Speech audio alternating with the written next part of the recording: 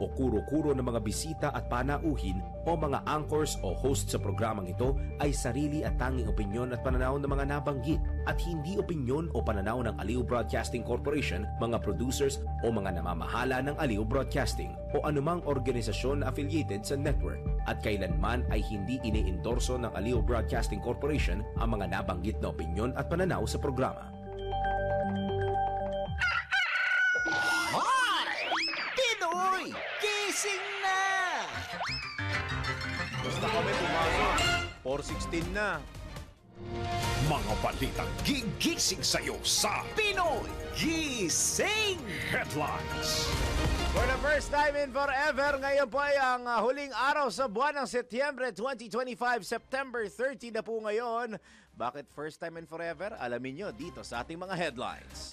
Pinoy Gising! Bilang ng LGU na nagdeklara ng state of calamity kasunod ng pananalasa ng bagyong Opong, nadagdagan pa. Pinoy Gising! Dating PNP diba? Chief Rodolfo Azurin Jr. itinalaga bilang bagong Special Advisor at Investigator ng ICI, ilang opisyal ng DPWH at isang mambabatas pinakakasuhan na sa Ombudsman. Pinoy Gising! Ako Bicol Party List Representative Zaldico nagbitiw sa pwesto, blue notice sa Interpol laban sa kanya, inihirit ng pamahalaan. Pinoy Gising! Balita sa ibayong dagat, Oregon nagsampa ng kaso sa Administrasyong Trump dahil sa pagpapakalat ng National Guard troops sa Portland. Pinoy Gising! Sa sports, Pilipinas muling napili bilang host para sa 2029 FIVB, take note, Women's Volleyball World Championship. Pinoy Gising! Paggamit ng earphones o headset habang nagmamaneho, alam nyo bang bawal pala yan? Talaga? Hindi ko rin alam. Ako din eh. Parang di ba makukonsider na hands-free ang earphone? Pero siguro kasi kailangan mo rin marinig yung paligid mo yung background. eh. Anyway, Like kunwari, kung pinipituhan ka na ng may pito pa bang traffic enforcer? Wala na gumamit. Wala na pala. Kakoy na sila. High na lang pala. Tsaka NCAP. Yes. Bawal pala gumamit ng earphones habang nagmamaneho. Alamin ang inyong kaparusahan kapag kayo ay nahuli. Sa NBI, ang nako, bawal ito. Pinoy Gising! Totoo nga ba na may mga taong lumalapit lang kapag kailangan mangutang? Oo naman. Yun, sure yun. Oo. Pero hindi yan yung LPI. Introductory yan. Kamusta? Mars, Ayun. kamusta? Ayun pala yun. Marites na pala. Oo. Pero ang LPI, totoo nga ba na may mga taong lumalapit lang kapag petsa de peligro na? Ay, gaya Tama namin. rin, Yan, oo. tama. Pero hindi ho yun. Natotoo nga ba na may mga taong lumalapit lang kapag kailangan kanila, hindi dahil mahal kanila ang Parang sakit movie, mo? Aray ko, mamaya, let's prove it! Pinoy Gising! Uy, sa ating Factor Fake, dating Pangulong Rodrigo Duterte, nakauwi na sa Pilipinas. Sabay kumpirmahin natin mamaya sa Factor Fake. Pinoy Gising! At sa mga ulo ng showbiz news ni Anton mamaya, si Ian Gaza may pasabog. May pasabog sa relasyon ni Ellen Adarna at Derek Ramsey. Pinoy Gising! At syempre, Ellen Adarna pa rin at Derek Ramsey sinagot ang pasabog na chismis ni Ian Gaza. Tayo nang isigaw ang sigaw ng sambayanan. Pinoy Gising! Bangon na, tayo na. Dahil ang dami nang nangyari. Alamin ang mga balita, alamin ang mga latest. Live na live sa DWIZ News Nationwide, DWIZ News TV at Aliw Channel 23. Nakalive din sa lahat ng DWIZ Digital Channels. Sino at ano ang mga pinag-uusapan sa lahat ng mga tumpukan? Sino ang mga trending at viral? Hisingin ang mga ugat, gisingin ang mga dugo. Kasama sina Daryl Justin at Larmaine Barreto sa Pinoy Gising!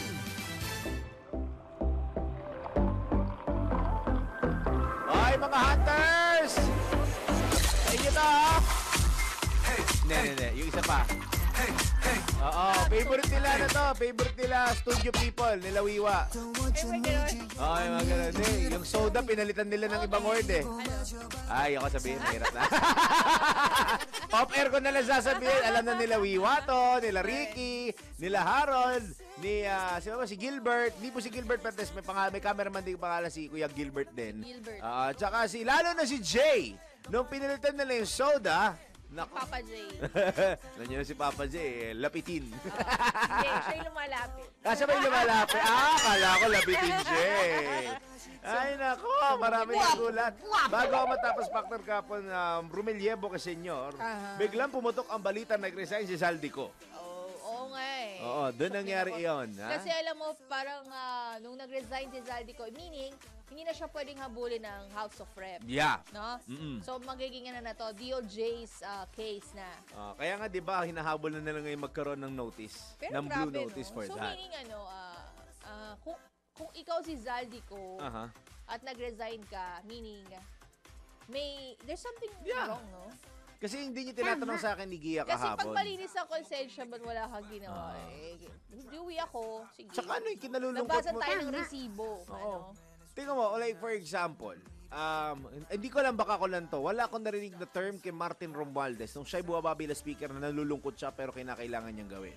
Ang sinabi niya lang is, sa kanya lang to sinasabi ko lang yung facts na sinabi niya doon with great honor, he's resigning from his post as speaker. That says something. Pero hindi siya nagsabi nalulungkot siya sa akusasyon laban sa kanya dahil siya talagang lumaban. Si Zaldico ay nalungkot sa kanya akusasyon kaya umalis na lang. Diba? Pero diba, there are two sides of the story. I get that. Pero is it that saying something? Yun na naman. Is that saying Oo nga something? eh. Kasi alam mo, parang nalala mo yung nung nagwa-war na si VP. Nung Oh, yeah. kanyang wild Zoom interview. Oh yeah, press ito ba yung con. yung sa kanya pagbabanta na nagawa? Oo. Di ba, one of the names that were dropped there was Zaldico and Kong Martin Romualdez. Yes, oo. Sila daw ang may hawak ng pera ng bayan. Parang, And take note, it turns out na may bahid ng Something. Hala! And take note, si VP Sara ay nagstay kapon sa VIP area ng Senate Plenary Nanood Hall na. para panoorin Well, ang she was there because of the budget hearing first. approval. Which no? was, she was very happy to attend. Notice the difference, partner. Masayang umattend si VP Sara ng budget deliberations ng OVP sa Senate. And siya'y sumagot sa mga tanong. Siya'y sumagot po sa mga tanong ng mga senador sa Senate Committee on Finance ukol sa questions sa kanyang mga budget. To take note na ang karamihan sa mga may questions doon ay ang mga karamihan ng questions ay nagmula po kay Senator Erwin Tulfo. Take note galing kay Erwin Tulfo karamihan ng mga tanong. And she was answering all of the questions. Hindi kagaya sa, 'di ba, when she was asked sa HREP ang sabi niya pambardagulan siya sa HREP. Oo. At saka ang term niya is I would like to waive my opening statement and let the video speak for itself. Hindi ko lang alam kung nag-opening statement dito sa Senado, pero she was happy and her budget was approved less than an hour. Medyo maliit nga yung budget. Parang from 700 million last year, naging 900. No? And they approved it easily. Sabi nga ng iba, it's a part of the courtesy na rin nga daw of the Senate to approve the budget of a higher office, ika nga. But still, those two houses for the Vice President are telling something pa rin. But anyway, let's see what's going to happen. Ba't ako nag-i-English bigla dito? Sorry. Basta, ayun. Tingnan natin kung ano mangyayari. At wala pa naman tayong abangang pang-popcorn moment this week. Yun yung nakakalaw. Next week pa. Tingnan natin kung ano sasabihin ng Blue Ribbon Committee over the next coming days. Ay! Break na agad. De joke lang. Pino Basta naman tayo mga apat. Pamamasa muna kami ng apat. Pero bago kami bumasa, gusto lang namin bumati kay Parin Daniel ng belated happy birthday. Belated. Like ka pa ng Gusto ko yung chef pumipindot na sarili niyang happy birthday sa loob. Diba? Ang tawag po dyan, sariling sikap. Nakakatawa dyan. Walang paramdam. Daig pa yung multo. Ay, hindi. Pagbigyan naman na natin kasi hindi pa tayo sa masahod. Sahod eh. Pare binigyan na kita ng buwelo ng isang araw. So, bukas, kape lang. Ay. Total, pag dumadating ng mga dito, sir, kape tayo. Tuparin na natin yung kape na yan. Anyway, pero pare, I hope you enjoyed your birthday na nakaraang Sabado. Happy birthday. Enjoy mo ulit. Enjoy mo lang tong week na to dahil Kasi pwede ko may sahod mag-birthday. Enjoy mo mamaya dahil may sahod. Tapos bukas, Tayo naman Sana mag-enjoy all. kasi may pakape ka sa amin. Sumasay nyo na! Sa inyo palagi. At sumayin nyo at sa ating lahat pala ang Tuesday edition ng Pinoy Gising na umaambon! Umaulan. Thank you, Pacman. Ay, umulan pala. Thank you sa pagsundo. Sure. Ganyan talaga, no? Hindi kami nagkasundo pero nasundo niya po ako. Maraming salamat po. Good morning sa lahat na nakikinig. Pinoy Gising na po sa DWIZ at Aleo Channel 23. Wala pong na-late sa amin. Talagang ganito po. Sabay po kami ngayon nagsimula ng programa at sabay namin tatapusin hanggang 6 in the morning. Daryl Justin. Main Barreto. Pinoy Gising! Dako na tayo sa mabilisang nagmamadaling nanggigising ng bubulabog ng bubulaho at nanggugulat na detalye ng balita.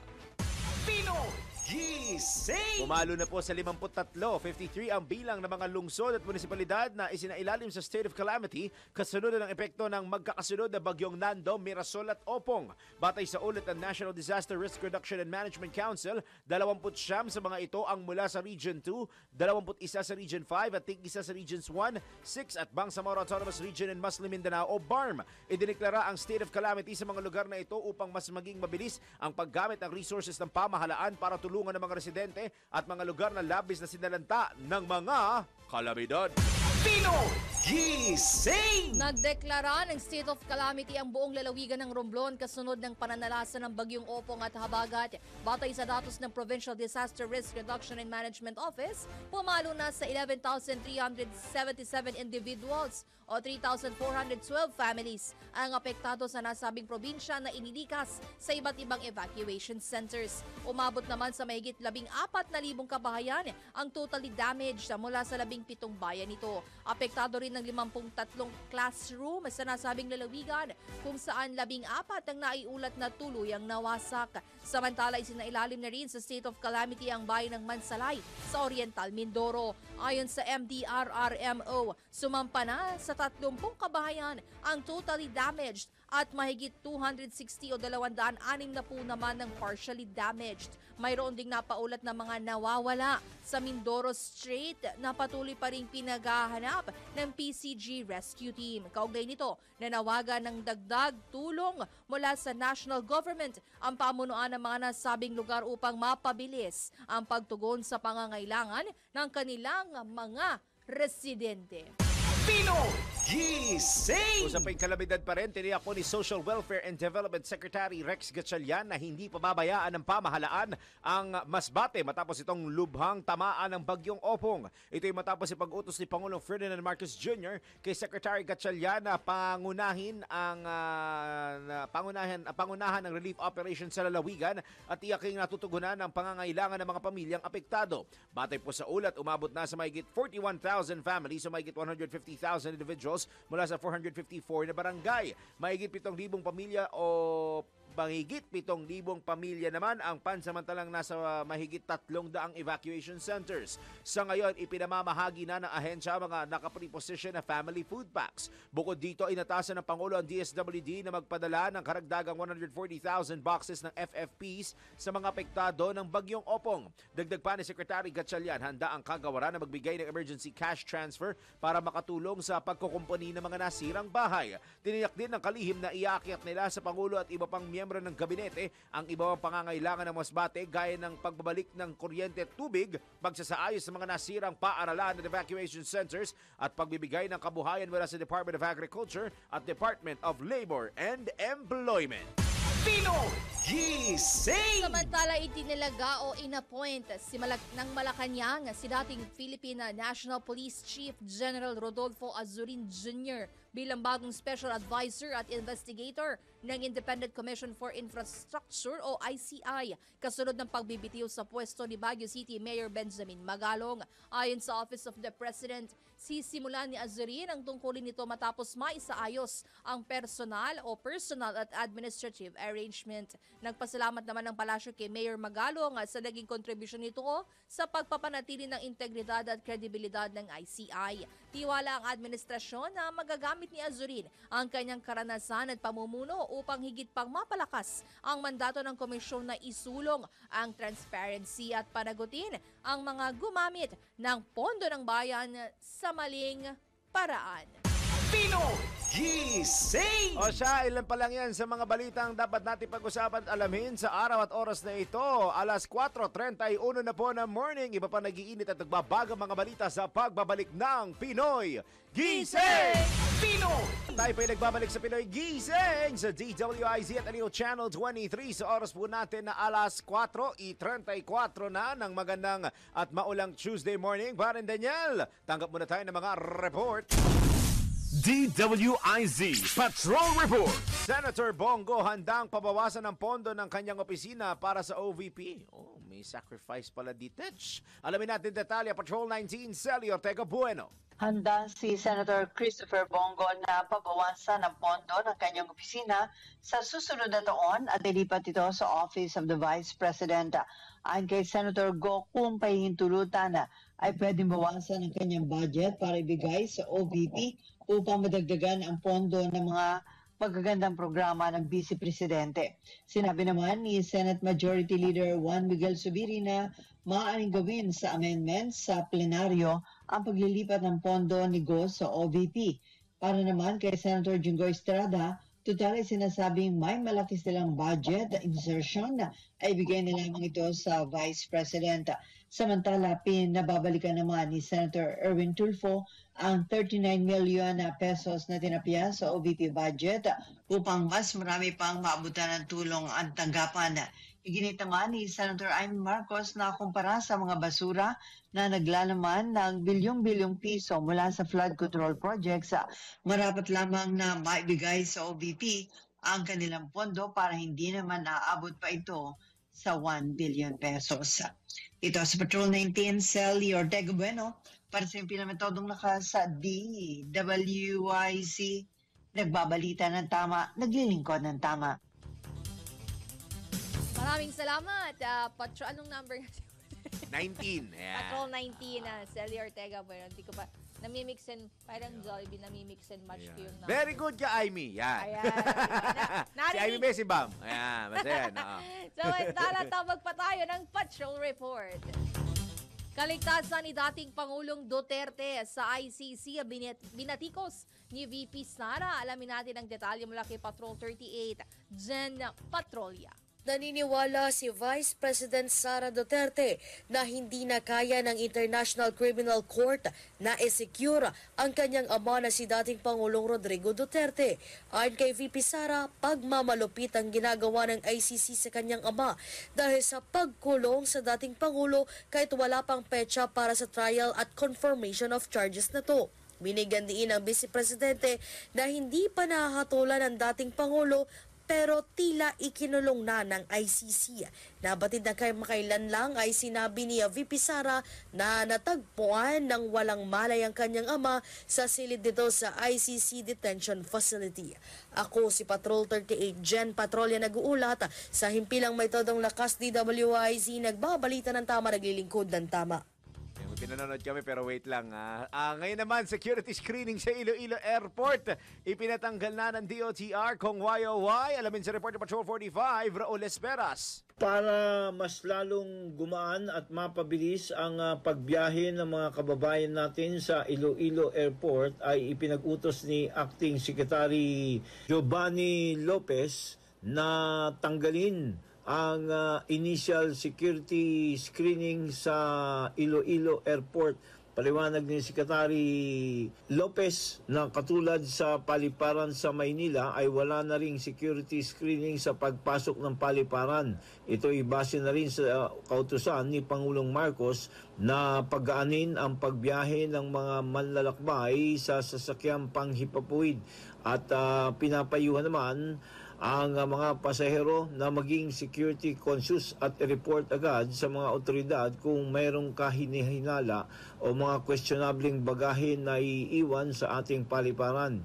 Sangayon kay Secretary Lopez, ang pagtanggal ng initial security screening sa pagpasok ng paliparan ay hindi dapat ikabahala dahil meron namang final screening sa lahat ng mga paliparan, hindi lamang sa bagahe, maging sa mga pasahero bago ito sumakay ng eroplano.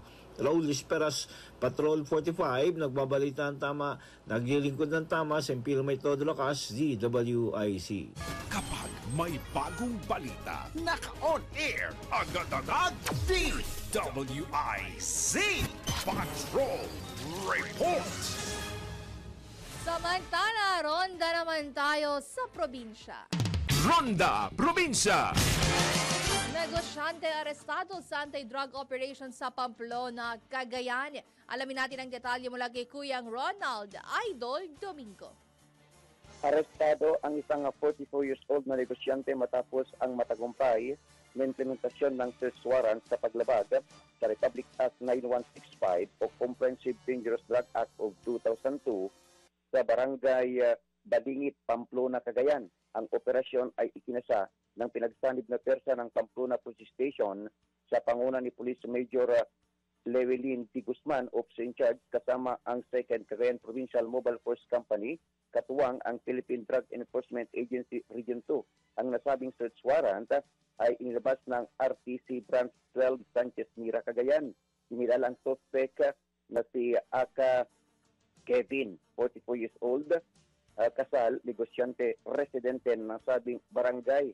Dahil sigawang paghalugog, nasantang mula sa kanya ang 4 na pirasong maliit na heat shield transparent plastic sachet na naglalaman ng pinaghilang shabu na tumitimbang na humigit kumulang 1.2 grams. Kasama rin ang recover ang isang pirasong pego matchbox na nagsilbing lalagyan ng droga. Bilang pagsunod sa tamang proseso, isinagawa sa mismong lugar ng operasyon ang inventaryo, pagmamarka at pagkuha ng litrato sa mga nakumpiskang ebidensya. Ang lahat ng ito ay isinagawa sa presensya ng suspect at pinaksihan ng mga barangay officials at tinatawan mula sa Office of the Provincial Prosecutor Sanchez Mira, Cagayan. Matapos ang operasyon, agad na dinala ang suspect at mga ebidensya sa Pamplona Police Station para sa kaukulang dokumentasyon at disposisyon. Kasunod dito, inihatid ang suspect at mga nakumpiskang droga sa Regional Forensic Unit 2, Tuguegarao City, Cagayan para sa drug test at laboratory examination.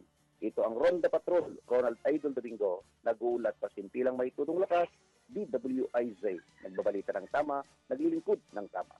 Pinoy Gising. Ngayon naman punta tayo sa Bicolandia. Task Force kapatid ng Camarines Sur 2 Electric Cooperative. Sasaklolo na rin sa Masbate. Report mula kay Kuya Melvin Machado.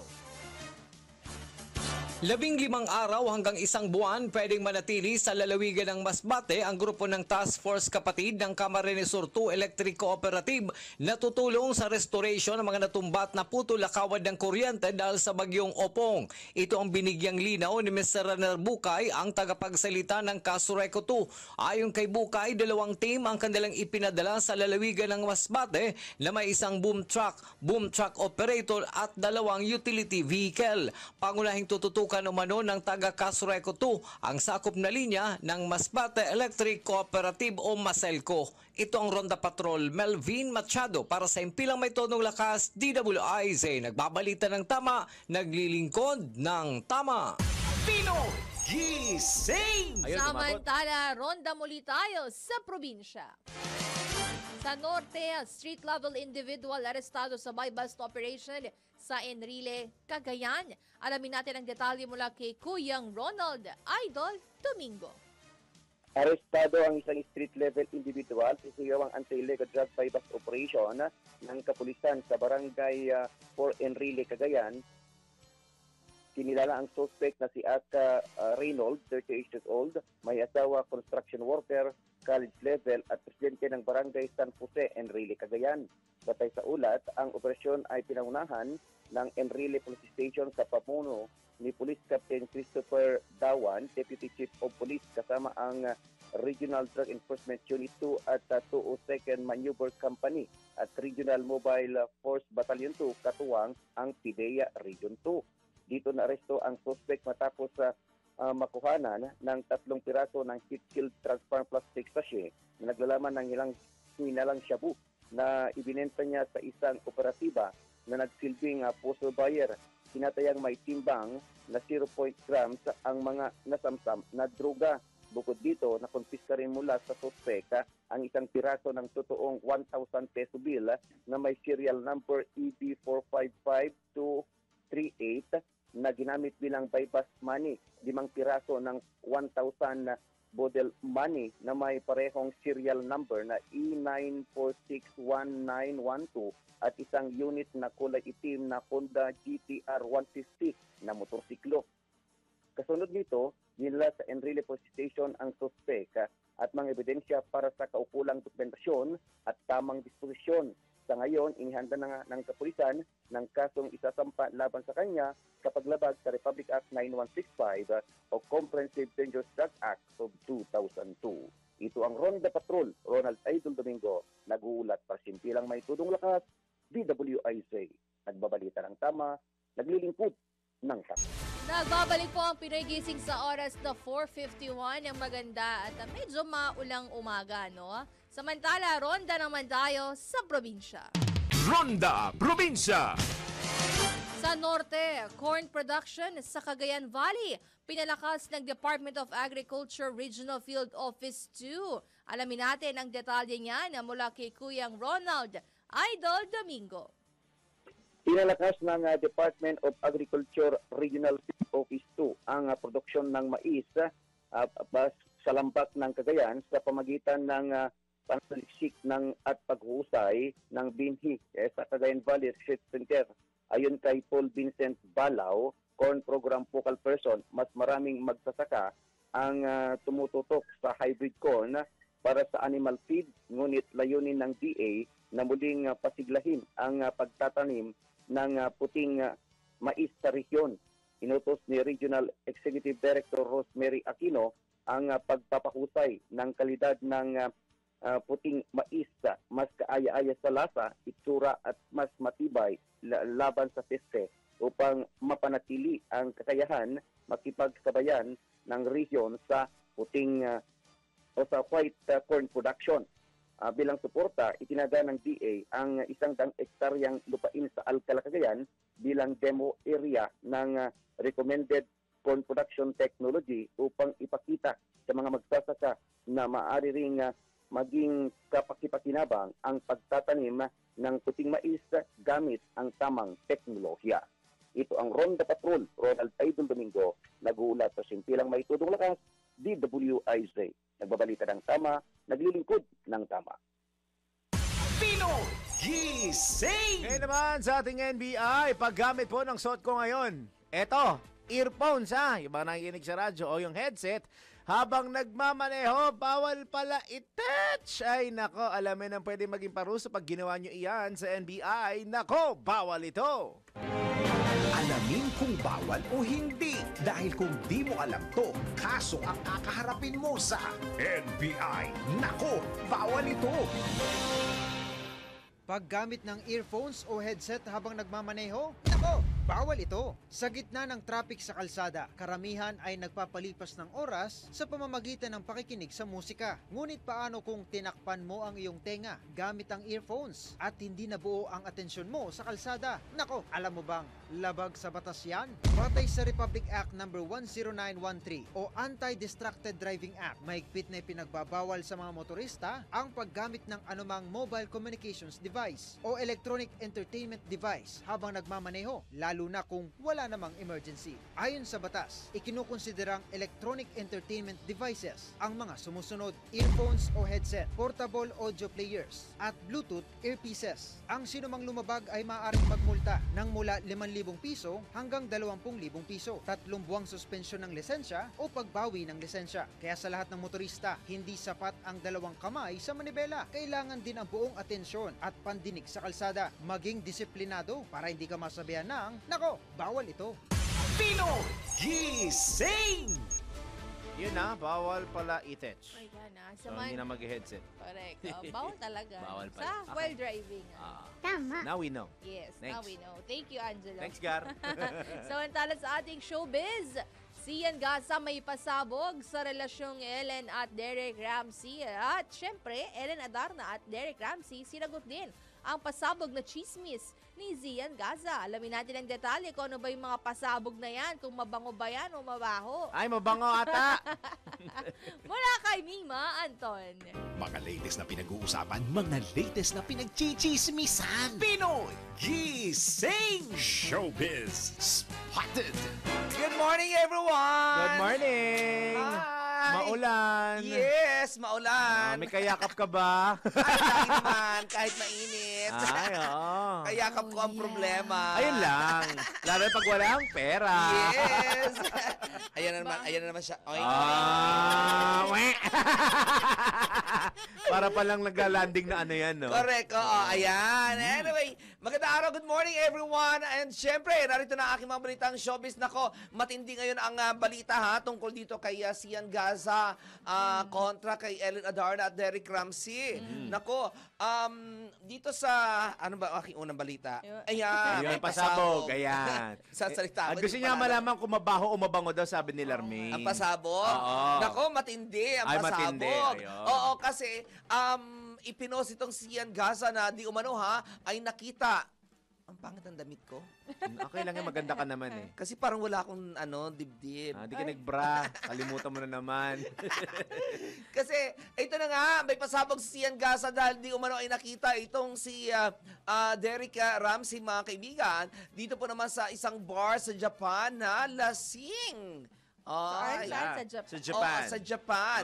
Ayon dito kay Sian, dalawa sa mga staff na Pilipino, kaya wala pumunta sa mga bar na may Pinoy. Imamarites talaga kayo. Walking CCTV yan. Oh yes, meron daw dalawang Pilipina na nagtatrabaho sa nasabing bar dito sa Japan ang nakakita dito kay Derek at nagpa-picture pa daw. Ang dalawa, nagpa-unlock naman daw itong si Derek sa pagpapicture. Pero kitang-kita talatang halata daw sa mga mata nitong si Derek na may dinadala itong matinding problema. Baka na short lang.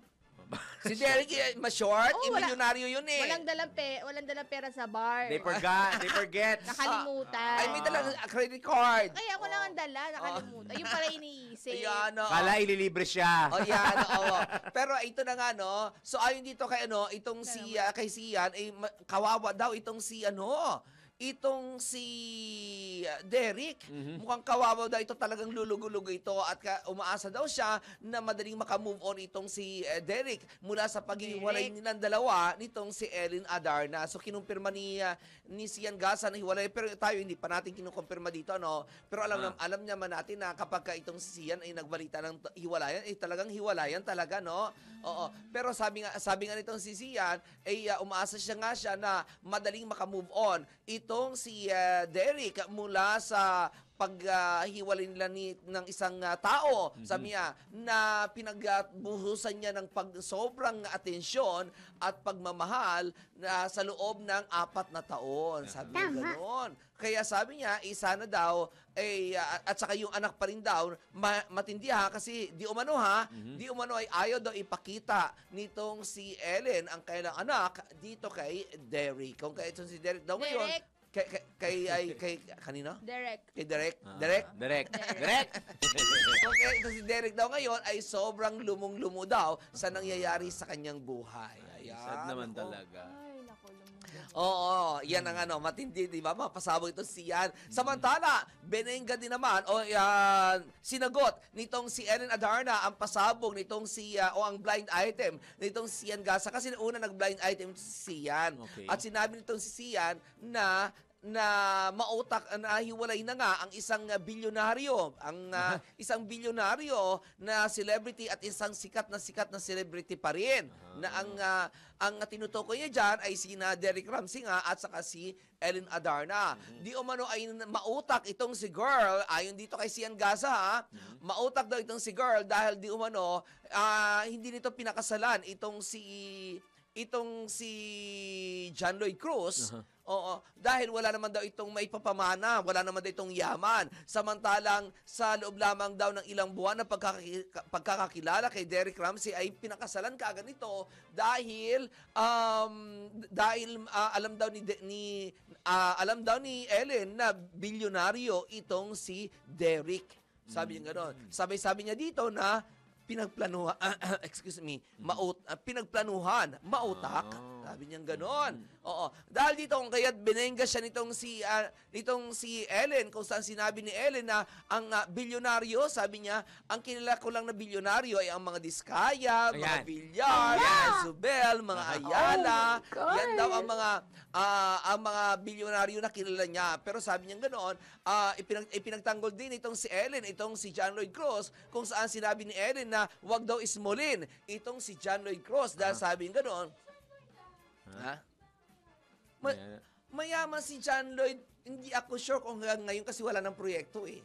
Meron? Diba? Wala eh. Pero afford niya magpahinga ng mga 5 years, kumbaga. I-afford niya, pero syempre, nauubos ang milyones. Diba? Nagkaka-dry season sila. Talaga ba? Wala siya business? Yung hindi ako sure ha, ayoko magmagaling ha, pero feeling ko naman na nasinop naman ng pera si John Lloyd itong kanyang mga kinita sa showbiz. Pero alam naman natin, 'di ba? Alam naman ng marami na naglabasan ng mga blind item noong kay John Lloyd na mahilig talaga uminom si John Lloyd, 'di ba? Oo, na nawawala siya sa kanyang sarili. Nung silang dalawa pa ni Shara Soto, 'di ba? Nabalita noon ito ha. Talaga ba? Nung nabalita noon na di umano ay umakyat pa ito sa cabinet nung nalasing. Talaga? Oo. Ganun daw si John, ganun daw si John Lloyd. At di ba meron nga siyang may picture nga silang dalawa, may picture nga siya na parang kuha yata ni Ellen Adarna noon na nandoon sa ilalim ng lalagyan ng gasol. Di ba? Oo, na di umano ay ito lasing na lasing. Ganun daw talaga si John Lloyd pang nalasing para nawawala siya sa kanyang sarili. Ngayon, may balita pa noon na di umano ay nag-hire itong si Tito Sen ng private detective. Oo, para lamang kasi syempre Shara Soto yan eh. 'Di ba? Anak ng senador. Ngayon, pinatugay-gayan daw itong si John Lloyd sa mga ginagawa nito at wala naman daw nakitang pagdating sa droga hindi naman daw nag-i-issue. Oo. Pero yun nga pagdating sa alak talagang matindi daw talaga uminom na alak itong si JL at nawawala nga ito sa kanyang sarili. Yun ang kanyang vice pala. It's not, hindi drugs talaga, obviously. Oo. Pero hindi natin yung kinukumpirma kasi wala naman tayo ebidensya. Yan ay naglalabasan naman ng balita noon. From noon. Oo. Ngayon, ang isang tanong dito ng mga tao nga ay dahil sa nung ipinagtanggol nitong si Ellen Adarna ang kanyang sarili at saka si John Lloyd ay at saka yung bilyonaryo nitong si Derek ay magkasama niya ang kanyang mga kaibigan. At ang sabi naman ni Derek, nagbigay din ng pahayag si Derek at ang sinabi niya na may naglabasang balita tungkol sa kanya na gawa nitong si Ian Gaza pero simple lamang daw kanyang sagot, walang katotohanan ang lahat ng ito. Pero nagulat ang marami kasi nga si Derek lamang mag-isa ang nasa video. Walang Ellen Adarna na very nakapagtataka kasi nga dati kapag nag-picture si Derek lalo parang bawang gising pa ito o kaya video kasama niya lagi si Ellen Adarna at ang kanyang dalawang anak. Ang kanyang dalawang anak na sina Elias at yung biological daughter niya kay Ellen. Yon. So anyway, bukas pa rin kami sa panig ng mga taong nabanggit. Ayun, ang pinaka-importante. Yan ang aking mga balitang showbiz at balik na muna sa inyong dalawa. Salamat, Mima.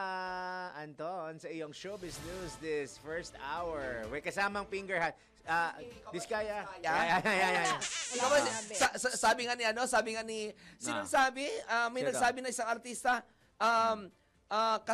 kasi nung nag-finger heart si Diskaya, sabi ng isang lalaking artista na kasing itim ng budhi mo ang nunal mo.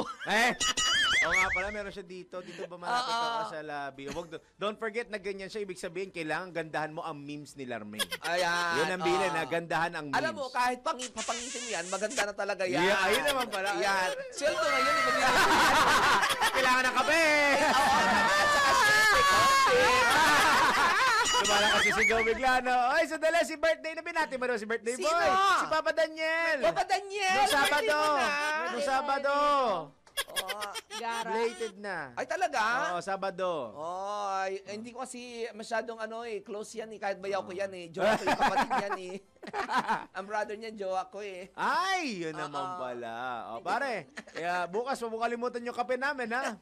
Binigyan namin ng relief, biglang ganun, no? O siya, 5 minuto na ba makalipas ang alas 5 na morning, ikalawang oras sa Pinoy Gising, susunod na. Gisingin ang mga ugat, gisingin ang mga dugo. Kasama sina Daryl Justin at Larmaine Barreto sa Pinoy Gising. Nagpapalaganap ng tamang balita at tamang paglilingkod sa Metro and Mega Manila at buong bansa. Ito ang News and Information Station ng Aliw Broadcasting Corporation. Ito po ang DWIZ. Nagbabalita ng tama, naglilingkod ng tama. Ngayong Pasko hanggang dumating ang 2026. Proud member of ALC Group of Companies. Isang pagpupugay, pasasalamat at pagsisikap ang pangako na aming bibitiwan sa lahat ng aming natanggap na pagpapala. Pagpupugay sa lahat ng nagbigay ng pagkilala sa Aliw Broadcasting Corporation mula sa Philippine Outstanding Brand of the Year, Philippine Finest Business Awards, and Outstanding Achievement, Asia Pacific Luminaire Awards, Southeast Asian Premier Business and Achiever Award. Sa aming mga natanggap, 4-time Best AM Station Awardee, DWIZ 882, 4-time Best Radio Newscaster Awardee, Dennis Antenor Jr., 3-time Best FM Station Awardee, Home Radio 97.9, 2-time Most Promising TV Station Awardee, Aliw Channel 23, at Best Public Service Radio Host Awardee, Bragi Braganza. Pangakong itutuloy ang pagbibigay ng tamang balita at tamang paglilingkod at isang malaking pasasalamat sa tiwalang naibigay sa amin. Pakaasahan yung gagawin naming malaking inspirasyon ito para ipagpatuloy ang maglingkod sa lahat ng Pilipino. Tayo nang isigaw ang sigaw ng sambayanan. Pinoy Gising! Bangon na, tayo na! Dahil ang dami nang nangyari. Alamin ang mga balita, alamin ang mga latest. Live na live sa DWIZ News Nationwide, DWIZ News TV, at Aliw Channel 23. Nakalive din sa lahat ng DWIZ Digital Channels. Sino at ano ang mga pinag-uusapan sa lahat ng mga tumpukan? Sino ang mga trending at viral? Gisingin ang mga ugat, gisingin ang mga dugo. Kasama sina Daryl Justin at Larmaine Barreto sa Pinoy Gising! Ito na po, 8 minuto na, 8 minutes makalipas ang alas 5 na magandang Tuesday morning! Yay! Yadin! Ito na po, sumasa inyo na naman! Mga sa inyo palagi. At sumahating lahat! Dalawang oras na po na Pinoy Gising sa DWIZ at Aliw Channel 23. Dire-diretsong balitaan po tayo hanggang 6 in the morning. Daryl Justin. Main Barreto. Anton, na walang apelido. Pinoy Gising! Mga balitang gigising sa'yo sa Pinoy Gising! Headlines! Narito muli ang ulo ng mga balita ngayong Tuesday morning. Lalawigan ng Romblon at bayan ng Mansalay sa Oriental Mindoro nagdeklara ng state of calamity kasunod ng pananalasan ng bagyong Opong at Habagat.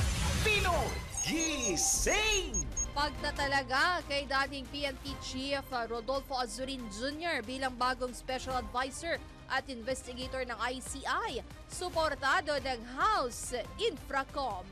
Pinoy Gising! Kasunod ng pagbibitiw sa pwesto, kasong kinakaharap ni dating Ako Bicol Party List Representative Zaldico, ipinauubaya na ng Kamara sa DOJ. Pinoy Gising! Balita sa Ibayong Dagat, Oregon, nagsampa ng kaso sa Administrasyong Trump dahil sa pagpapakalat ng National Guard troops sa Portland. Gising! Sa Sports Pilipinas, muling napili bilang host para sa 2029 FIVB Women's Volleyball World Championship. Gising!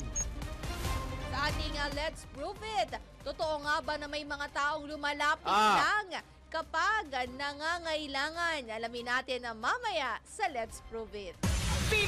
Gising! Dating Pangulong Rodrigo Duterte nakauwi na sa Pilipinas. Ha? Confirm nga natin mamaya kung ito ba ay fact or fake. Gising! Gusto ko itong Yan, let's yan. prove it na ito, Ayan, ganda, di ba? Very Nagulat interesting. ako, hindi ko napansin. Mali yung sinabi mo. Mali siya. Oh, hinayaan Mali ko yung lang. sinabi mo. Pero yun din. Madam! Pero yun yung thought. Basta yun yung thought. Bakit? Inusog nila yung prompter. Nag-play na stinger. Si Bambam pala eh. Oo, hindi ganun yun. Hindi nangangailangan. Pero alam mo ba't pinili? Lumalapit ka kapag kailangan ka nila, hindi dahil mahal ka nila. Sandali. Nakaka-relate ka ba? Anyway, sa aking mga naglalaki ang ulo ng mga balitang showbiz. Pagtulong ni Shovie Itrata sa pagripak ng groceries para sa relief operation, benenga ng mga netizen. Gising! At sa isa pang malaking ulo, Obis yan. Ayan. Nang mga balitang showbiz, si Alden Richards naglabas na, gigil, galit na galit, na naglabas na ng kanyang hinanakit sa mga nagbulsa ng pera ng taong bayan. Gisingin ang mga ugat, gisingin ang mga dugo. Kasama sina Daryl Justin at Larmaine Barreto sa Pino Gising! Mabilis ang good morning sa ating 22 billion viewers this morning. Unahin na natin si Mama Erna. Ang aga mo, Mama Erna. Aga mo, Mama Erna. Papa JM Becunya, good morning. Hi, JM. Good morning. Sa babasahin ko Kamusta kasi, sa tondo? kasi pabor sa atin Boss Daryl Pogi. Thank you, Miss talaga Maine. ba? Super ganda. Oy, thank you naman. At Madam Anton, na gumaganda at lalo pang gumaganda at may igaganda pa. Parang sinabi mong pangit siya ngayon, Oo nga ah. parang may problema ata sa ito eh. No? Hindi. Ano? Ganon. Ano ang basa ko sa kanya? Masyado siyang naharuyo sa aking kagandahan. Oh, yeah. Haro ang lalim na. Dudugo na naman ilong ko sa Tagalog to. Pero Papa JM, good morning ulit. Good morning, Papa JM. Ayan, Kuyang Nelson Malinaw. Papa Good Nels. Ayan, Good morning. Bago ba to si John Amaro? Parang John nakakailang beses Amaro. to si John Yes, Amaro. John. Ayan. Mama Sue. Nagbabalik lang yata siya. Maybe, Masu, good morning. Mama Sue, good morning. Mama Sue. Kuyang Dave Alan Escondo, good morning, Dave. Morning. Hi, Dave. Parang bago ata. Si Pasita Caponpon Mendoza. Ay, ang ganda no? Pasita. Pasita Kapunpon Mendoza. Gandang umaga po. Good morning. Good morning, Kuyang Tristan Wyatt Gulay. Siguro ang ano ni Pasita Pasing. Ang nickname. Either Oo, Pasing kaya o Sita. Sita. Yun, Oo. yun yung sabihin ko. Yun. Oo. O, Kaya si pwede Pastan. yung una at saka huli, pata. Aray May ko. grabe naman. Aray ko. Kuya Matthews Tolentino, magandang umaga sa'yo. Matthews. Ano si Doon na siya. Matthews? Good Mama morning. Matias, good morning. Ay, nakamonitor si Kuya Melvin Machado. Hi, Melvin. Ma'am Nels. Ating reporter Oy, sa yung Bicol. stand-upper mo. Uy, ingat kayo sa Ay, kahapon din nakamonitor din siya sa sa akin. Talaga? Kuya Melvin. Nag-report naman siya sa atin lagi for the first hour. Good morning, Ayan. Kuya Melvin. Kuya Melvin, good morning. Papa Rene Abi na nasa uyo. Oh, si Kuya Rene. Yes, Good morning. And of course, ang walang natatalo sa'yo, si Batman. Ay, si Batman. Nightmare. oo. Batman. Can I just say? Bakit ba Batman? Siguro ang panghi mo lagi. Ay! Bakit naman? Ano kulit nun? Di ba si Batman paniki? Okay. Sorry. Siguro si Batman umiihi sa baling to. Ayun lang. Ang aga mo talaga. Ang aga mo, Batman, no? Short. Can I just say, Oh, unahan na kita, ni-recycle niya lang yung kamukha mo ngayong araw na to. Talaga? Oo. Sino naman yan? Ito ay local. Local. Oh, tama, local. Alam ko local ito, si Giovanni Calvo. Ay, naku si Giovanni Calvo, si Katok mga misis. Binanggit niya na yan last month. Yan din ang kamukha mo last month. Hindi pa yata. Parang ngayon ko lang narinig yan eh. Parang bago siya mawala ng mamatay. Mamatay. Sorry. Hindi Mawala. Patay na talaga si Giovanni, matagal na, di ba? ayun. Alam mo, unang hosting stint ko sa PUP, doon sa pinakamataas na paralan sa buong Pilipinas. Yes. Philippines University of the Philippines. Ayan. Char lang. Bakit takwil ako ng aking alma mater? Alam mo ba na, nung nagkaroon ng si Giovanni, nagkaroon ako ng hosting stint, si Giovanni Calvo ang guest. Nag-iisa, yes. Ano yung trademark niya? Ano yung katok ano? Katok mga misis! Ayan. That's his trademark. Di umano ay binawian ng buhay si Giovanni because of AIDS. Yun ang mga nabalita noon. Okay. Giovanni. May pahabol dalawa si Brad Pitt. Ohayou gozaimasu, Brad Pitt. Papa Brad Pitt, good morning. From all the way from Japan. Yes. Oh, yeah. At bago to, Gidget Spot. Gidget. Wow, Gidget parang si Spot. Gidget na Parang si Giljon. Ay, nag-Gidget pala to. Gidget ba yung singer? Galing ng galing ng Tawag ng Tanghalan. Meron ba? It's Showtime. Yan. Si Gidget Spot ang huling Spot? nagparamdam. Spot, As in Wow. Spot. Diba? I spotted Spot. Ayan, Gidget Spot. May pagka, yun? Foreigner. Dahil may spot. Kaya Ayan, thank you. Good morning po sa lahat. Good morning po sa lahat na nakikinig sa 882 Metro and Mega Manila at ginagawang radyo ang kanilang mga TV sa DWIZ News TV at Ariel Channel 23. 16 na minuto na, 16 minutes makalipas ang alas 5 na Tuesday morning. Balik tayo sa detalye ng mga balita. Pino Gising! Welcome para kay House Infra Committee Co-Chairman at Bicol Saro Party List Representative Terry Ridon ang pagtatalaga ng bagong Special Advisor ng Independent Commission for Infrastructure. Ito ay matapos italaga ng Malacanang si dating Philippine National Police Chief General Rodolfo Azurin bilang ICI Special Advisor and Investigator sa issue ng palpak at maanuwalyang flood control projects kasunod ng pagbibitiw sa pwesto ni Baguio City Mayor Benjamin Magalong. Ayon po kay Congressman Ridon, umaasa silang magagampalan ni Azurin ng mahusay ang pagtulong sa ICI sa pagbubuo ng matibay na kaso sa laban sa lahat ng personalidad na sangkot sa korupsyon sa pondong para sa flood control at iba pang proyektong pang-infrastruktura. Matatanda ang pansamantalang itinigil ng Infracom ang kanilang investigasyon upang bigyang daan ang ginagawang pagsisiyasat ng ICI. Pino Gising!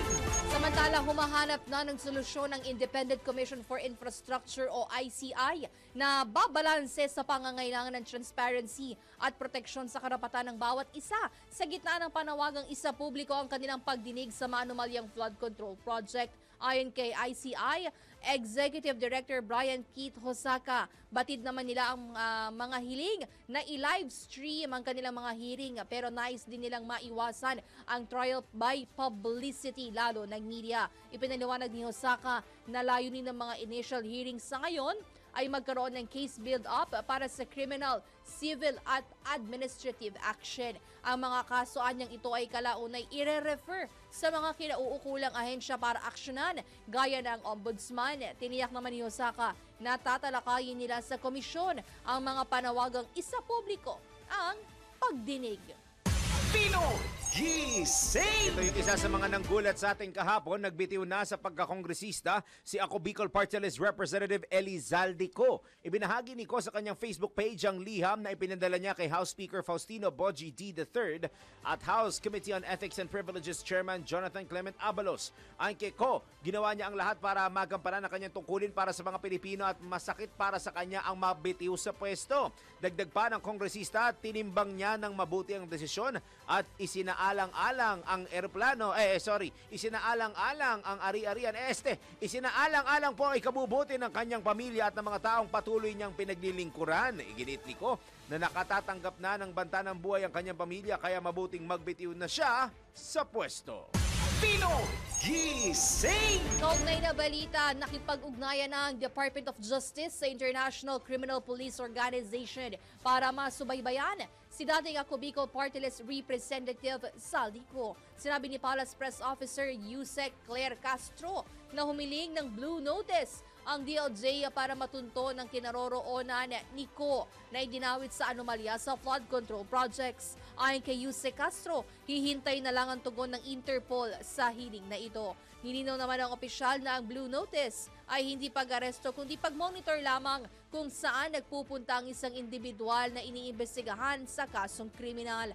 Nabatid na hanggang kahapon, September 29, ang ibinigay na deadline ng Kamara kay Ko para bumalik sa Pilipinas. Una nang napaulat na nagpunta sa Spain at Singapore ang kongresista kahit para sa pagpapagamot sa Amerika, ang dahilan na nakasaad sa kanyang travel clearance.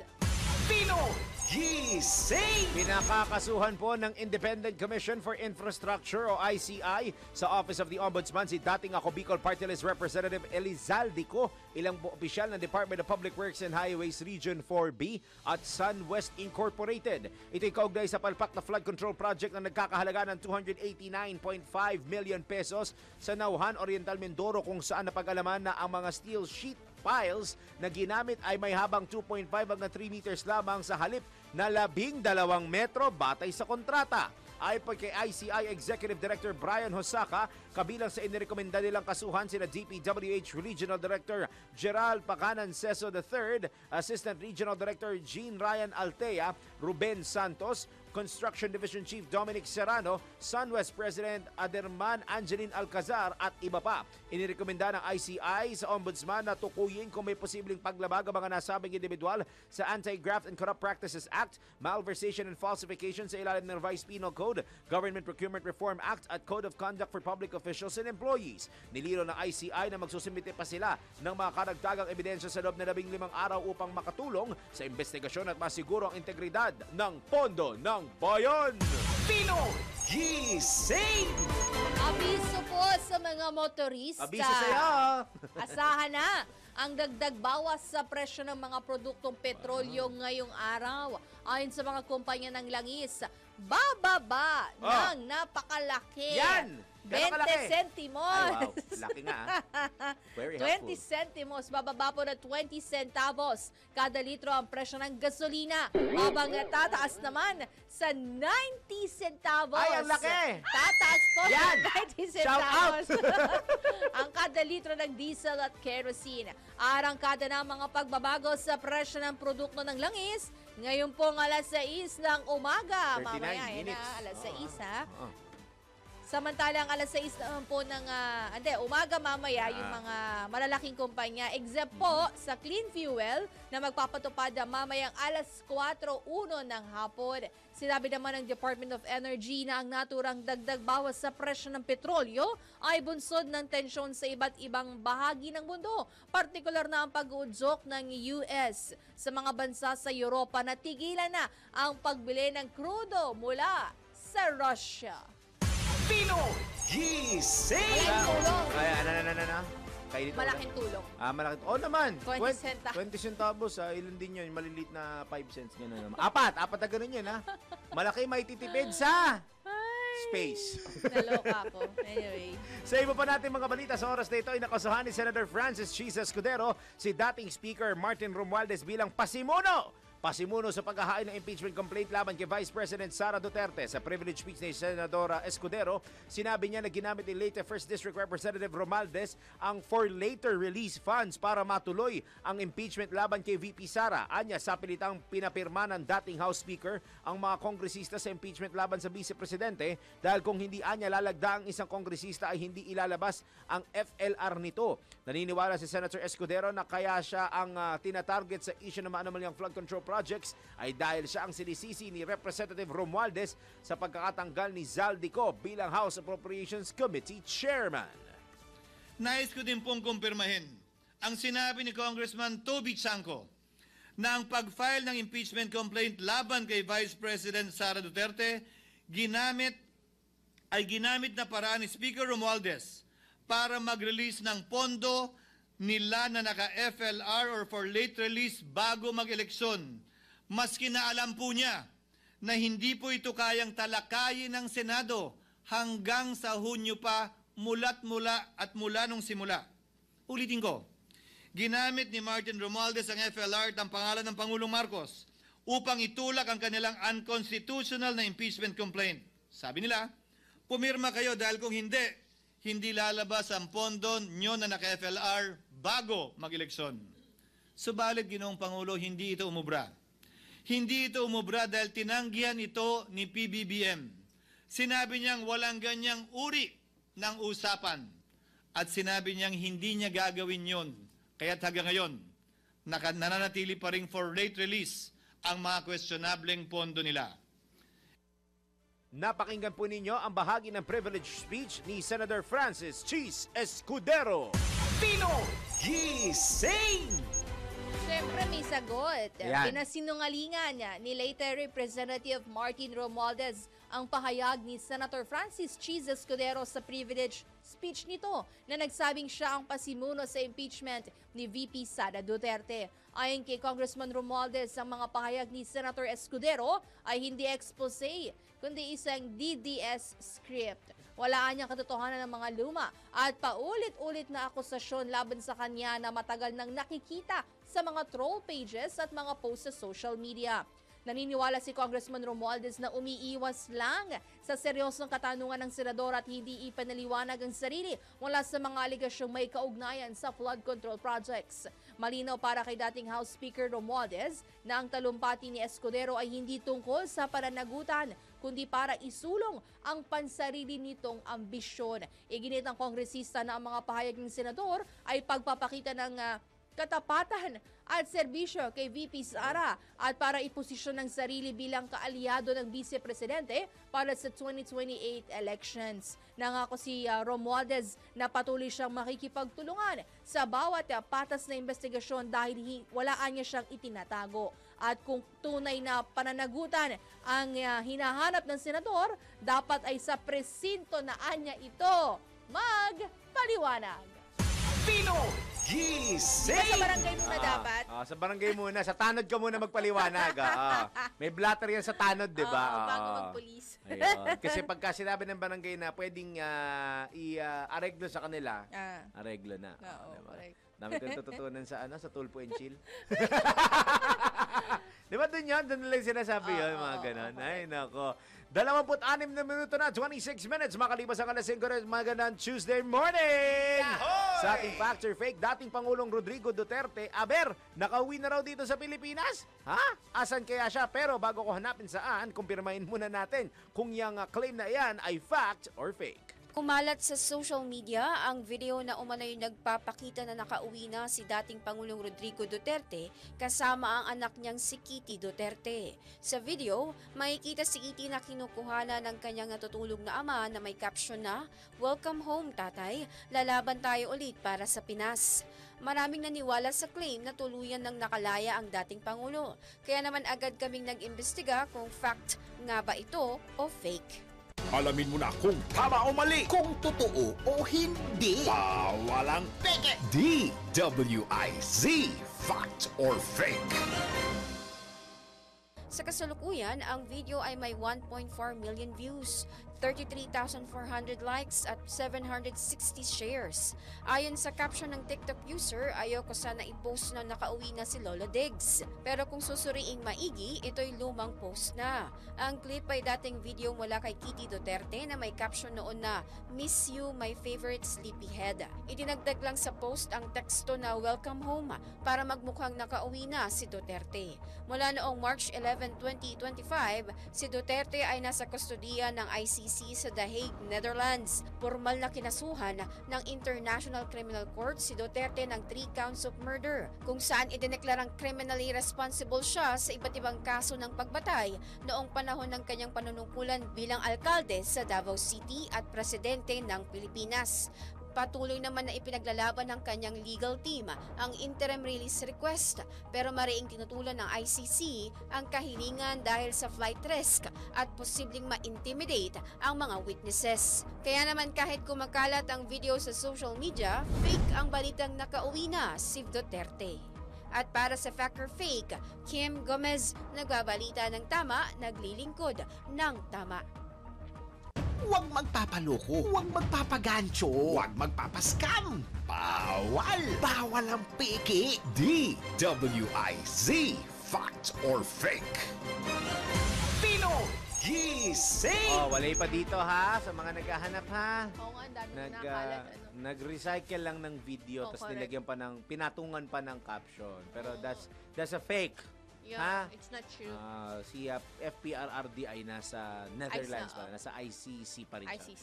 Sabi ko, hindi naman Ako ko naman sabi ICI eh. ICC. ICC. Palitan mo lang isang I, gawin mo ng C. Sorry. O siya, dyan lamang po kayo, Philippine Standard Time! Hi!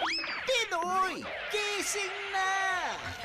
Kahit umuulan pa sa labas, may pasok po today. Alas 5:29 na ng morning. Iba pa mga balita sa pagbabalik ng Pinoy Gising! Nagbabalik po ang Pinoy Gising sa DWIZ at Aliw Channel 23. Mayroon na po tayong 32 minuto na 32 minutes. Makalipas ang alas 5 ng morning. Sa iba pa natin mga balita, tumatanggap ng mail o male-maletang pera o kickback mula sa illegal gambling si dating Speaker at the Leyte 1st District Representative Martin Romualdez. Ito ang paratang ni Vice President Sara Duterte kay Representative Romualdez kasunod ng pagtestigo ni Orly Guteza sa Senate Blue Ribbon Committee hearing kung saan isiniwalat ito na naghahatid sila ng basura o male-maletang pera sa bahay nila Congressman Romualdez at Zaldico. Ayon kay VP Sara, simula pa lang ng pag-upo nila sa pwesto ni Pangulong Ferdinand Marcos Jr., naririnig na nila ang delivery ng male-maletang pera sa mga nasabing mambabatas. Ngayon lamang anya lumabas ang iligal na gawaing ito dahil mayroon isang testigo na naglista o nagsalita at nagsabing ito mismo ay kasama sa mga naghahatid ng maleta sa bahay ni na Representative Romualdez at Co. Sinabi ng Vice Presidente na nakuha niya ang mga impormasyong ito mula sa opisina ng dating House Speaker. Hindi lang sa flood control, ma'am, pati sa sa illegal gambling. Tumatanggap sila. So, si Martin Romualdez. So, hindi lang siya sa flood control. Baka kasi yung tao na nagtrabaho ng basura, flood control yung pera na tinatransport nila. Pero marami pang iba pang mga sources ng corruption na dinideliver. Ayaw ko sabihin kasi tatanggalin nila, pag sinabi ko tatanggalin nila yung tao, wala na tayong promise office. Pero hindi po ba? Napakinggan po ninyo ang tinig ni Vice President Sara Duterte. Pinoy Gising! Ayaw mo yung partner. Sorry. Ayan. Busy a person, you know.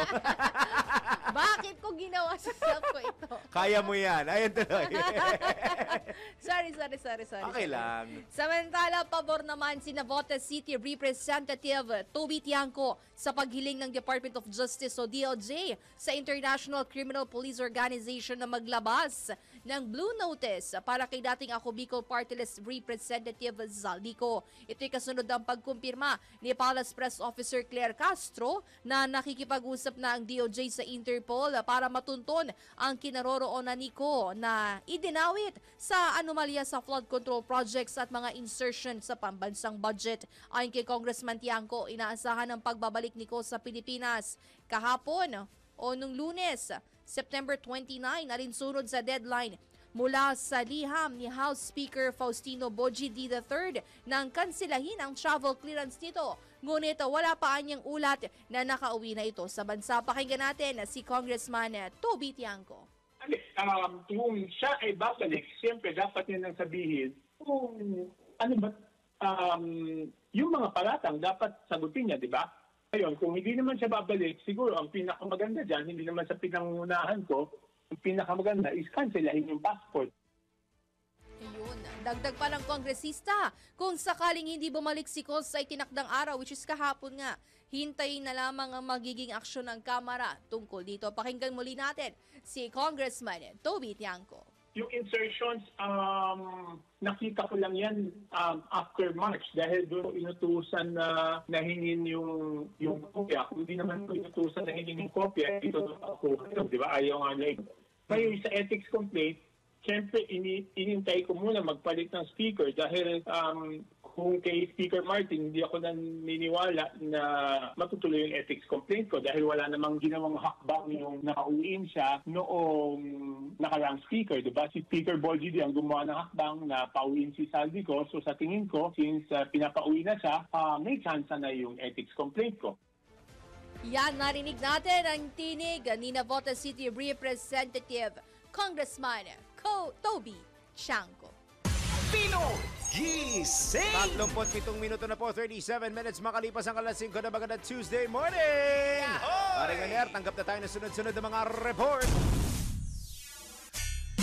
24 na oras na caregiver para kay dating Pangulong Duterte sa piitan ng ICC. Inihirit. Alamin natin detalye. Patrol 38, Jen Patrolya. Humihirit si Vice President Sara Duterte sa International Criminal Court na bigyan ng 24 oras na caregiver si dating Pangulong Rodrigo Duterte habang nakapiit sa detention facility sa The Hague, Netherlands. Kasunod ito nang ibinunyag ni VP Sara na nawalan ng malay ang kanyang ama habang nasa kustodiya ng ICC. Tinawag ng Vice Presidente na very alarming ang sitwasyon ni dating Pangulong Duterte sa piitan dahil hindi naman tinitiyak ng ICC ang kaligtasan ng kanyang ama. Sinabi pa ni VP Duterte na hindi ito ang unang pagkakataon na natumba ang dating Pangulo, kaya't nababahala siya sa kaligtasan nito. Matatanda ang kwenasyon ng pangalawang Pangulo ang welfare check ng Philippine Embassy sa Netherlands sa nakatatandang Duterte sapagkat hindi naman ito ipinaalam sa kanilang pamilya maging sa defense team nito. Ako si Patrol 38 Jen Patrolya nag-uulat sa himpilang may todong lakas DWIZ, nagbabalita ng tama, naglilingkod ng tama. Pinoy Gising! Samantala, tawag pa tayo ng patrol report. Kamote driver. Ano kamote? Ganong klaseng kamote ba yan? Ano bang level to? Anong luto ba yan? Na may sakay na bata. Okay. Akala ko kamote talaga eh. Oo nga. Nagutom eh. Ipatatawag ng LTO. Alamin natin ang detalye.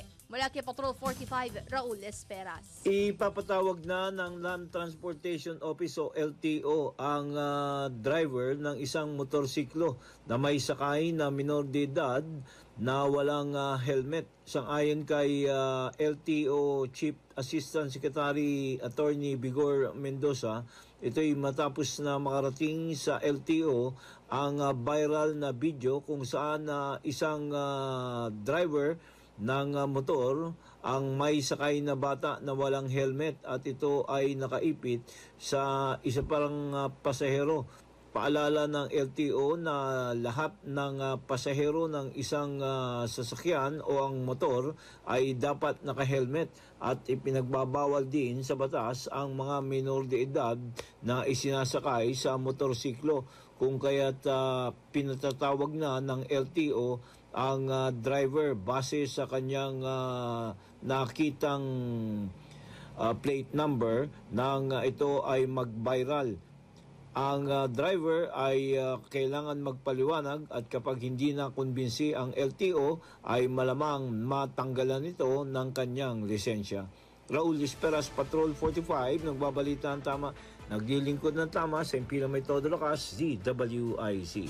Kapag may bagong balita, naka-on air, agad-agad, DWIZ Patrol Report. Ngayon naman po mga report mula sa Metro Patrol. Bagong ospital sa lungsod ng Malabon, pinasinayaan ng mga lokal na opisyal. Detalye live mula kay Kuyang Danny Cruz. Kuyang Danny, good morning. Yes, good morning. Pinangunahan ni Mayor Jeannie Sandoval ang formal na pagbubukas ng bagong gusali ng San Lorenzo Ruiz General Hospital na matatagpuan sa Barangay Panghulo sa lungsod ng Malabon. Kasama niya sa seremonya sila Congressman Lenlen Oreta, kinatawan ni Senator Bongo na si Rap Fulgencio, dating Congressman Ricky Sandoval, Melissa Oreta at Barangay Chairman Esmer Borja. Ang ospital ay may 6 na palapag at kumpletong kapasidad na may 200 kama, kabilang ang ospital na ito sa level 2 category na may mataas na antas, mas kumpletong pasilidad upang makapagbigay ng mas dekalidad na serbisyong medikal. Kabilang sa mga pangunahing gamit sa bagong gusali ay ang modernong operating room, maternity ward o panganakan at intensive care unit o ICU. Layunin ng proyektong itong palakasin ang serbisyong pangkalusugan sa Malabon City. Ayon kay Mayor Sandoval, isa itong malaking hakbang upang matugunan ang lumalaking pangangailangan ng mga Malabonian sa tuwing nagkakasakit at abot kamayan niya ang serbisyong medikal sa ospital na ito. Dagdag pa nitong pinasalamatan ang pamahalaang nasyonal at pribadong sektor na tumulong para maisakatuparan ang malaking proyektong ito na makatutulong sa mga residente ng lungsod ng Malabon. Yan ang update. Ako si Danny Cruz para sa himpilang may todong lakas, DWIC. Nagbabalita ng tama, naglilingkod ng tama. Pino Gising! Natin kung maabot to, partner. Aabot niya ba sa ating bilang? Umabot! Oy, pasok ka sa bang. Oo, swak na swak. Ayan na, ronda pa rin tayo sa probinsya. Sa norte, pondo para sa mga nasirang paaralan sa Cagayan. Hiniling po kay Pangulong Marcos. Alamin natin ang detalye mula kay Kuyang Ronald Idol Domingo. Humiling ang Department of Education o DepEd Cagayan ng agarang pundo mula kay Pangulong Ferdinand Bongbong Marcos Jr. at Education Secretary Sally Angara para sa pagsasaayos ng mga paralang nasira dahil sa pananasa ng Super Typhoon Nando. Ayon kay School Division Superintendent Reynante Caligiran, nakita mismo ng Pangulo ang lawak ng pinsala sa kanilang pagbisita sa lalawigan kaya't umasa sila na agad itong matutunan. Aniya, mahalagang maibalik ang mga silid-aralan upang matiyak ang tuloy-tuloy na pagtututo ng mga mag-aaral. Batay sa datos ng DepEd, nasa 134 na silid-aralan sa 38 eskwelahan ang nagtamo ng matinding pinsala habang 525 classrooms sa 177 eskwelahan ang may minor damages. Kabayan ng Calayan nasa isa sa lubhang naapektuhan ng bagyo, 22 eskwelahan ang hindi pa makapagpatuloy na in-person classes at nakatakdang gumamit ng alternative delivery mode simula ang ngayong linggo. Ito ang Ronda Patrol, Ronald Idol Domingo, nag-uulat at simpilang may turong lakas, DWIC, nagbabalita ng tama, naglilingkod ng tama. Pino Gising! Ngayon naman dako tayo sa Calabarzon. Isang 28 anyos na lalaki sa Lumban, Laguna, binaril, patay. Report live mula kay Kuyang Arman Gambe. Kuyang Arman, good morning! Good morning, Daryl, and good morning, Maine. Isang 28 anyos na lalaki sa Lumban, Laguna ang pinagbabaril ng hindi pa nakilalang suspect sa barangay Maytalang 1 ng nabanggit na bayan kagabi. Kinilala ang biktima na si Alias Lito, may asawa at empleyado ng transmission line company sa naturang lugar. Sa investigasyon, naglalakad umano ang biktima pawi sa kanilang bahay kagabi nang biglang sumulpot sa kanyang likuran ang suspect at saka ito pinagbabaril. Matapos ang krimen, mabilis na tumakas ang suspect sakay ng motorsiklo patungo sa bayan ng Pagsangan, Laguna. Iniimbestigan pa ng Lumban Police Station ang naturang krimen. Arman Cambia mula Calabarzon, nag-uulat para sa Impila may todong lakas. DWIC nagbabalita ng tama, naglilingkod ng tama. Pino Gising! Samantala, balik ulit tayo sa norte. Office of the Civil Defense Region 2, mas pinaigting ang paghahanda sa banta ng sakuna, lalo na ang lindol. Alamin natin ang paghahanda na yan mula kay Kuyang Ronald Idol Domingo. Binigyan din ng Office of Civil Defense Region 2 ang mas pinaigting na paghahanda laban sa banta ng malalakas na lindol sa kabila ng kawalan ng teknolohiyang makapagsasabi kung kailan ito itatama. Sa sinigawang 108 up Cagayan Valley sa TOG 2 Cagayan, sinabi ni OCD Regional Office 2 Chief DRRNC Officer Ronald Villa na nanatiling hamon ang kawalan ng instrumento para matukoy ang eksaktong oras at setsa ng lindol. Ngunit nakalatag na ang mga plano upang mapalakas ang kakayahan ng rehiyon sa pagtugon. Isa sa mga pangunahing programa ng Uplan Saranay kung saan nakasaad ang mga resources at tulong na maaring i-deploy mula sa mga lokal na pamalaan ng Region 2 patungo sa Metro Manila sakaling tumama ang tinaguriang Dabiguan. Kasama rin sa plano ang pagsasagawa ng mga panggabing earthquake drills upang masukat ang kahandaan ng mga komunidad kahit sa oras ng pagtulog at mga pagpapatatag ng rescue teams na handang magresponde anumang oras. Kasunod ng bawat malaking sakuna, isinasagawa rin ang stress debriefing upang mapangalagaan ang kalusugan ng mga responders at mamamayan. Hinihintay naman ng region ang harmonized contingency plan mula sa national level bago ito tuluyang mailabas sa publiko, ngunit mayroon ng mga draft plan na inihanda ng ilang LGU. Ayon kay Villa, nagkakaroon na ng malaking pag-unlad sa mga paaralan pagdating sa earthquake drills. Marami ng estudyante at guro ang tinuturuan ng basic research and rescue techniques at mayroon na ring sapat na kagamitan para sa initial response kung sakaling tumama ang isang malakas na lindol. Bilang dagdag hakbang, naglabas ang direktiba si OCD Director Leon Rafael na magsagawa ng pagsasanay para sa mga miyembro ng media hinggil sa earthquake drills upang masiguro ang tamang pagbibigay ng impormasyon at maayos na koordinasyon sa panahon ng sakuna. Ito ang Ronda Patrol, Ronald Idol Domingo, nag-uulat pasimpilang may tudong lakas, DWIZ. Nagbabalita ng tama, naglilingkod ng tama. Pinoy Gising! Maraming salamat sa ating mga reporters sa labas ng himpilan. Philippine Standard Time! Hi! Pinoy Gising na! 12 minuto na lamang po, 12 minutes bago mag-alas 6 in the AM. LPI Foreign Sports Showbiz sa pagbabalik ng Pinoy Gising! Tayo po ay nagbabalik sa Pinoy Gising sa oras natin na 9 na minuto na lamang bago mag-alas 6 in the morning. Yahoy! Totoo nga ba na may mga taong lumalapit lang kapag kailangan ng pera dahil petsa de peligro na? Tama! Ayan, pero hindi yan ng LPI. Hindi ba yan? Totoo nga ba na may mga taong lumalapit lang kapag kailangan kanila, hindi dahil mahal kanila? Tara, let's prove it. Marami ang nakakaranas ng relasyon kung saan tayo lang ang laging nandyan. Pero kapag tayo ang nangangailangan, sila'y nawawala. Sinasabing ganitong ugali ay posibleng mula sa narcissistic o histrionic traits. Totoo nga ba ito? Tara, let's prove it! Bago maniwala sa mga claim-claim na yan, patunayan na yan sa Let's Prove It! Ayon sa Mayo Clinic, ang narcissistic personality disorder ay kondisyon kung saan ang tao ay labis na nangangailangan ng atensyon at paghanga. Madalas, nagmamanipula ng relasyon at walang malasakit sa emosyonal na pangangailangan ng iba.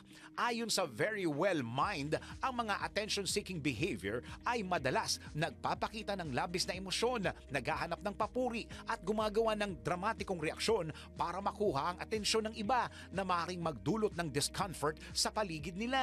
Ang ganitong ugali ay maaaring magdulot ng emotional exhaustion at pagbaba ng self-worth sa mga laging nagbibigay ng suporta na nauuwi sa burnout. May mga taong lalapit lang kapag kailangan kanila, hindi dahil mahal kanila. Maaaring ito'y mula sa narcissistic o histrionic traits, labis ang pangangailangan sa atensyon at walang malasakit sa emosyonal na pangangailangan ng iba.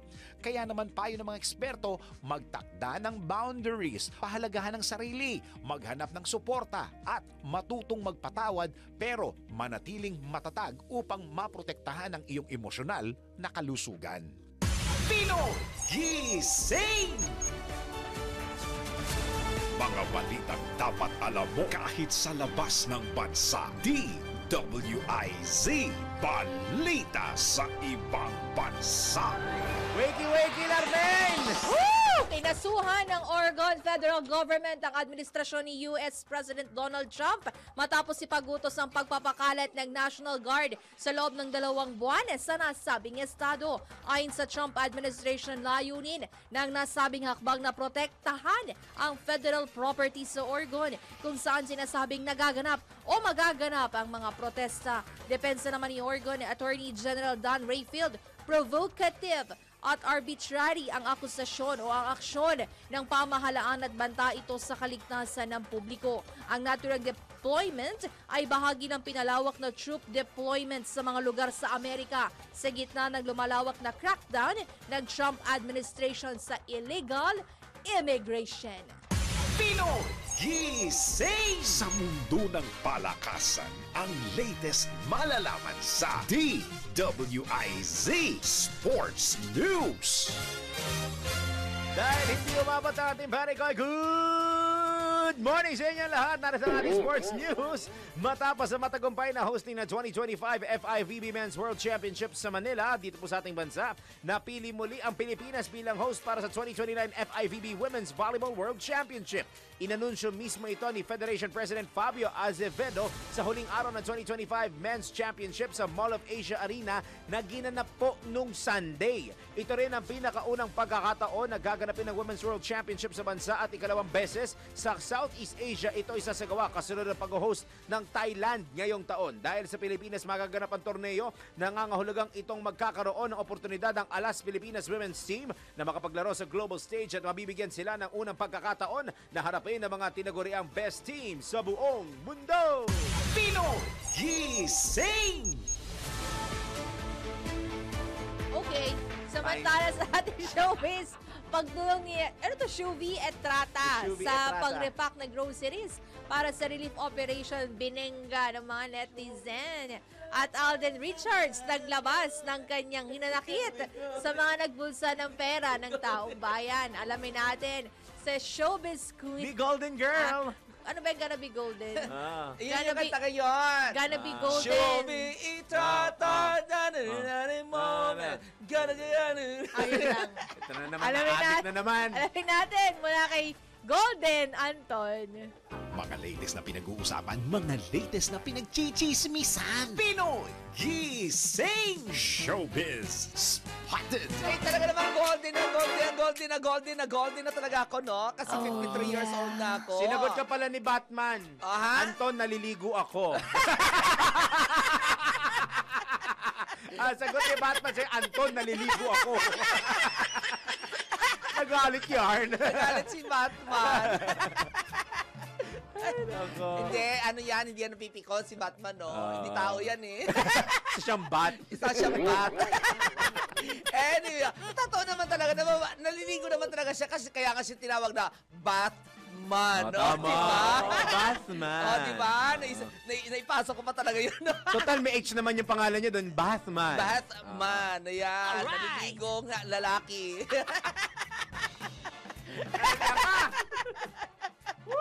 Anyway, sa aking balita ng showbiz nga nako, binengga ng mga netizen itong pagre-repack na ginawa nitong si Shuvi Etrata para sa mga sinalanta po naman ng bagyo. Sa kanyang ex-account, akala ko ba na ano na to, tinanggal na niya. Di ba Exactly. dini-activate na niya ito? Yun yung balita mo kahapon, di ba? Itong balita ko, sa mali ang balita ko. Mali ka na naman! Sa mali pala balita ko kahapon. Hindi, ano to? Nauna to. Flashback pala bago ba siya ganun, nag-deactivate. Ayan. Kasi nga, dahil nga sa balitang ito at saka doon sa mga video naglabasan na lumang video niya, talagang kinukundina siya. But this time, ito na naman, binengga na naman nga siya dahil sa pag-repack niya ng mga relief goods para sa mga sinalanta ng bagyo. Bagamat may mga pumuri dito sa kay dito kay Shuvi, ay mas marami ang bumenga sa kanya. Nakalagay kasi doon sa caption na sabing post na hindi kailanman nakamiss ng pagtulong itong si Shuvi for years, sabing ganon. At talaga naman daw tumutulong ito palagi sa nasabing foundation. Dito ay binengga na siya kasi dapat daw ayusin muna ang PR kasi mali ang caption. Dahil hindi naman daw 4 years, dahil bagong-bago lamang daw ito. Di ba starlet lang yan? Bakit naging 4 years? Bakit naging 4 years ng pagtulong niya pag-repack? Hindi naman. Ba naman yan? Tapos, ano pa dinamay pa ng mga netizen itong ABS-CBN na magaling daw talaga. Sabi niya, gumana naman ang PR ng ABS na pilit na pinagtatakpan ang kamalian ng kanilang talent. Sabing ganoon, na ginawa na rin nila ito dati kay Maris Racal. Sabing ganoon. Meron mga isa nagsabi na alam Marian Rivera daw ang turing ng GMA. Dito naman kay Shuvi kasi di ba nag-collab na ang GMA sa ABS. Yeah. Oo. Napakarami pa ng mga pambabatikos na nangyari na binanggit o kinumento ng mga netizen dito po naman kay Shuvi, at talaga namang matindi ang mga binitawang mga salita ng mga hindi makapaniwala ng mga netizen sa ginagawa nitong pagre-repack ng mga relief goods. Ayan. Samantala, nanggagalitin, nag-emosyonal maluha-luha sa galit itong si Alden Richards na kamukha po naman ni Daryl Justin. Salamat. Mamaya kape mo, ha? Alam ko na yan. Mamaya kape mo. Hoy! 59 Overtime na! Tama na! Sinabi ko lang na kamukha ni Alden si ayaw mo tanggap eh. Tama na nga! Ay, naisip ayaw ko niya nga, tanggapin na kamukha mo si Alden Richards. Ay, 5:59 na! Ayan. 8 seconds. Tunog na yan. Dahil nga din sa mga korap na mga politiko at mga taga-DPWH na talaga namang hindi niya raw maintindihan kung bakit nagawa ng mga ito at na pahirapan ang mga Pilipino. Ayan. Time's up Ayan na nga. Oo na. Tama na. Yan ang mga mabalita showbiz at balik na sa inyo dalawa. Mula kay Golden Girl Anton, maraming salamat. Golden Beautiful Girl Anton. Diyan ka lang. Bago tayo magpaalam, tayo magpatama quote for today. Hindi lahat ng pera galing sa trabaho, yung iba galing sa flood control project. Doon galing yun. Tama. Kaya na, hindi galing sa tapa natin, galing sa pangungurakot at sa flood control project. Yan na po ang Pinoy Gising on a Tuesday morning. Kami po niya nakasama, Daryl Justin. Maine Barreto! Anton na wala apelyido. Happy birthday, Romel Adobas, DWIC Finance Admin Officer ng Davao. Bago tayo makalimot, ha. Happy birthday. Oo. Kapit tayo dyan on a swell day. Nagbabalita ng tama. Nagiling ko ng tama! Susunod na Pasada Balita kasama ang magpapakape sa atin, Kuyang Johnny Banez at Drew Nasino. Sigsawan na. Good morning. Pasada Balita! Susunod na!